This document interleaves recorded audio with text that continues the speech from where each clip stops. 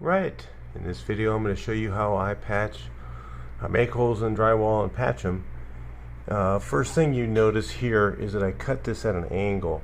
So if it's in a wall, the piece will want to fall out towards you. If you cut it straight, what happens is the piece can fall in the wall and you can't get it back out. But also, if it's cut this way, you can also put it back in the same place and do it. Or if you didn't save your piece, you can cut it at an angle like this, and then your new piece you can cut at an angle to match the existing. And what that'll do is, again, when you put your patch piece in, it'll go into the spot and it won't fall in the wall, and you won't need to cut all the way out to the studs because it's just a patch. So if you look here, here's the patch piece I took out. It's cut at an angle so it's easier to see. Move it around here. Maybe get you guys back a little bit. You can see that is how I cut it. So it's at an angle so it'll go in one direction. Okay, and it's best, like I said, if you save your old piece. Trying to match the same one is possible, but it's a little bit difficult to do. And you can just sand the edges to make sure it meets up and fits into place. But always cut it at an angle. That's the way I do it. So what I'm going to do next is I'm going to use hot mud, and I'm going to coat this edge with hot mud. And then a lot of people might disagree with this, but hot mud, if you use that, you don't really need to use tape, because the hot mud even by itself will just get rock hard and it won't crack. But if you use regular, the regular slow setting mud, then you need to use tape on all your joints. Okay, so this is what we call hot mud. Okay, there's a lot of different ones. There's fast set 20, there's 5-minute. This is a 20-minute, it's nice happy medium.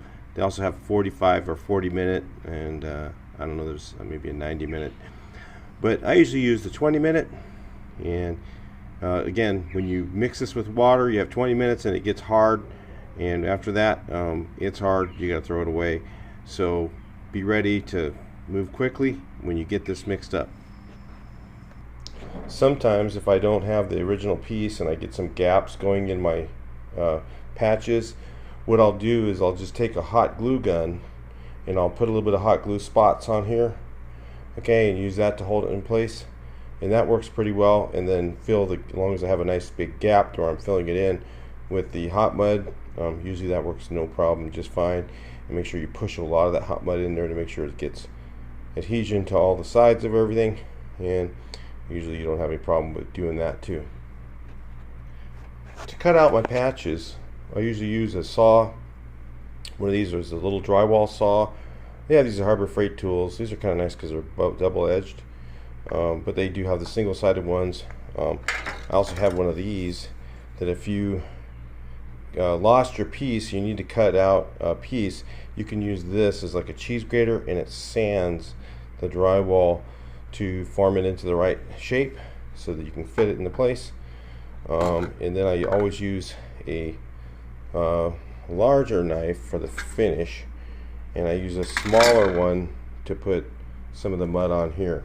So let me get my smaller knife. I'll bring it back in a second. Well guys, hope this works. I don't know if I've ever done a ceiling one this way. I've done walls a lot of times this way by just putting the mud on the sides without using any hot glue. But I don't know if I've ever done a ceiling. We'll see if it works. So I got my pan, put a little water in here, mix this up, bring you back in. Now that we're mixed up, I mean, I got a little bit of water in the bottom there, but it won't matter.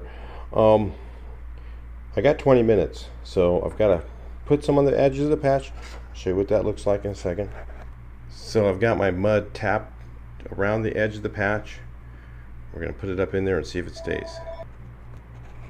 Alright, so I was able to actually coat both sides of the patch. So I had to coat the part of the patch you saw, and I also had to coat the wall part so that both of them were wet, and then it stayed in place.